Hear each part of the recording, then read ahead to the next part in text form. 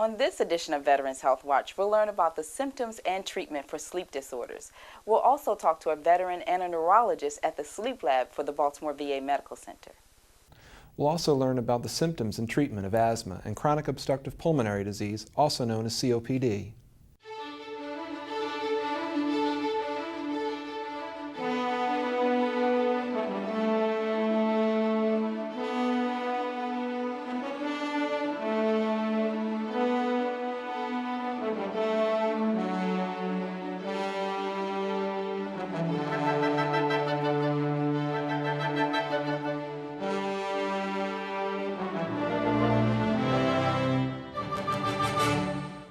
Welcome to Veterans Health Watch, a program sponsored by the VA Maryland Healthcare System that provides the latest health and benefits information for Maryland's veterans, their family members, and the local community. I'm your co-host, Kenya Griffin, and I'm glad to be joined by my guest co-host, Chris Buser. Chris, thank you for joining me. Oh, thanks for having me. Well, starting for our first segment is Dr. Alan Krumholz, who's the director of the sleep lab at the Baltimore VA Medical Center. Dr. Krumholz, we're here to talk about sleep disorders and sleep apnea. We know that one of the best things we could do for our health is to get plenty of sleep, which is a little easier said than done. But could you tell us why sleep is so important? Well, I think many people underestimate the importance of sleep. They think of being asleep as just not being awake. But if you think about it, we spend, most people sleep about 8 hours a day. So if you think about it, 30% of our lives are spent asleep, which is a very significant portion of our lives. And it's not just that sleep is this passive process where we just aren't awake. It's a very active process where we replenish and restore our bodies, both our brains, our immune systems, our hormonal systems. It's a very active and important process, and a lack of sleep can cause serious problems. Dr. Krumholz, what are some of the problems associated with sleep deprivation? Well, let's define sleep deprivation. In general, most people get about 8 hours of sleep a night, but it varies from between 6 to 9 hours for average people. If one doesn't get enough sleep and doesn't get enough sleep that it impairs you, it can affect many functions. So for example, the main problem is that you'll be sleepy during the day. You'll tend to fall off and doze off. But it'll affect your thinking, your memory, your work performance. It has a lot of very severe effects on one's function, so severe that some professions such as truck drivers and bus drivers and air traffic controllers strictly regulate how much sleep and how much sleep deprivation people are allowed. And in fact, to give you an idea how serious sleep deprivation is, it is in fact it's a way of torturing individuals. So if somebody is sleep deprived, severely sleep deprived, that's a form of torture. And so you can see how serious a problem sleep deprivation is. Well, Dr. Krumholz, we hear the term sleep apnea used to talk about different sleep disorders. Could you give us a definition of sleep apnea and maybe tell us some of the symptoms that a person should look for? Sure.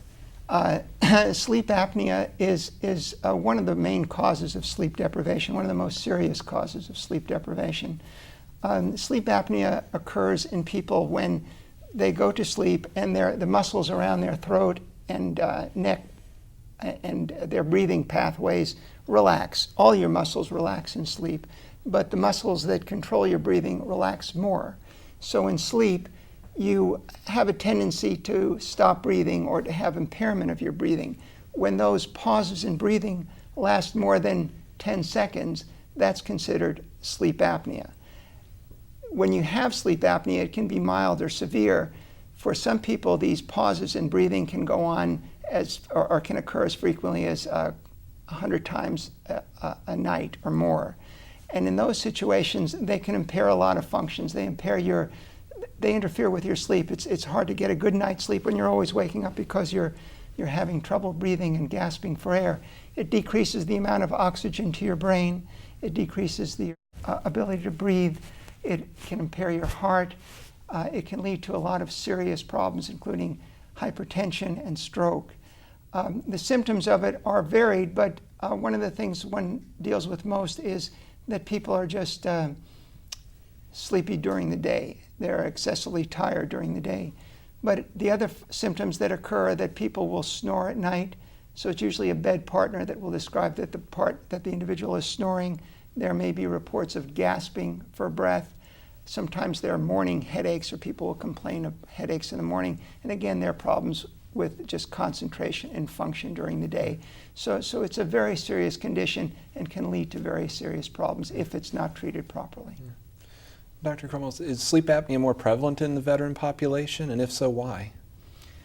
Well, that's a good question, and the answer isn't that simple. In general, sleep apnea is a fairly common problem. It affects about 5% of the total population.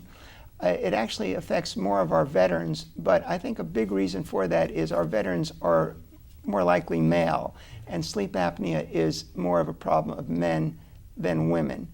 So by definition, more veterans are affected than the general population, but it's primarily because it affects men more. The other things that can predispose people to sleep apnea are important to note, though, and one is that heavily built or big individuals are more prone to sleep apnea because the tissues and the muscles and fat around the neck can sometimes impair breathing. So people that are heavily built or carry a lot of extra weight, maybe obese, that predisposes individuals to sleep. And the other thing is that as people age and get older, as one gets older, there's also a higher risk for obstructive sleep apnea. So it's a problem that affects veterans, but it also affects the general population quite a bit. And Dr. Krumholz, even though some of the symptoms sound pretty common, like the snoring, maybe lack of concentration because you're not sleeping well, we want to stress that sleep apnea is serious and people shouldn't self-diagnose. So how do you go about diagnosing a patient with sleep apnea? Well, if a person complains of the symptoms that we talked about, excessive tiredness during the day, sleepiness, and also if they have a history of snoring and other things that would lead you to think that they might have obstructive sleep apnea, they should really discuss that with their primary care physicians. The primary care physicians can then refer them over for further evaluation. So one of the evaluations that we regularly recommend for people who are suspected to have obstructive sleep apnea is what we call an overnight sleep study, or a polysomnogram. This is a rather simple and very safe test in which a person will come in and they'll have recording electrodes, sort of like cardiogram electrodes, placed on their head, over their mouth, or not over their mouth, but near their mouth, to record their breathing, and also in other areas to record their body movements in sleep. They come into our laboratory, which is kind of like a low-grade Holiday Inn, maybe not so low-grade, but it's a nice facility. And we have wonderful technicians that meet them and make them comfortable, and they can even bring their teddy bears or whatever they want with them to the sleep lab, and then we ask them to sleep, have a normal night's sleep, and then we record that sleep activity over the course of the evening, looking for problems like trouble breathing, heart problems, to see whether they get a good night's sleep. If we see that they are having problems with obstructive sleep apnea, then they often will come back a second night to be treated for a device which we call continuous positive airway pressure, a device for continuous positive airway pressure treatment. And this is a device that is put over the mouth, and I think you'll hear about in a later segment, that helps a person breathe better during the night and helps them improve their sleep function, gets them through the night better, and prevents a lot of the problems that we discussed earlier. So it's a very important thing to use if you have obstructive sleep apnea. There are other treatments for obstructive sleep apnea, including dental devices and such, but that's the main one that we look at if the obstructive sleep apnea is severe enough to warrant it. Mm-hmm.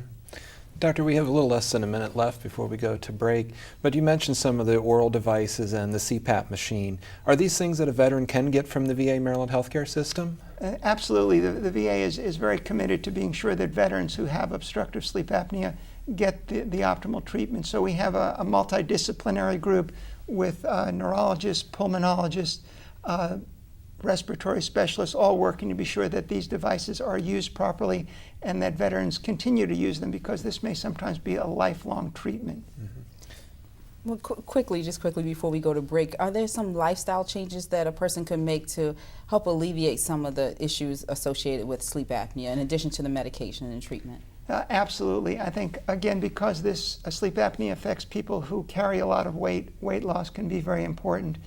Exercise. If one is drinking excessive amounts of alcohol, that can be a problem because it can weaken the muscles around the throat. That's also true for pain medications. And really, we discourage sleep medicines because it doesn't get to the heart of the problem. The heart of the problem is trying to help with the breathing. And finally, everything that will help your general health. Keeping your blood pressure under control, making sure if you have diabetes it's well managed, and again, taking care of your heart and any issues relating to psychological or depressive problems. So again, just being a good citizen and healthy individual will help with sleep apnea. Good information. All right. Thank you, Dr. Krumholz, for joining us and sharing this valuable and interesting information. If you would like to learn more about sleep apnea and other sleep studies, you can call the VA Maryland Healthcare System at 1-800-463-6295, extension 7060. Please join us in the next segment when we'll visit the sleep lab at the Baltimore VA Medical Center and learn more about treatment options for veterans who suffer from sleep disorders.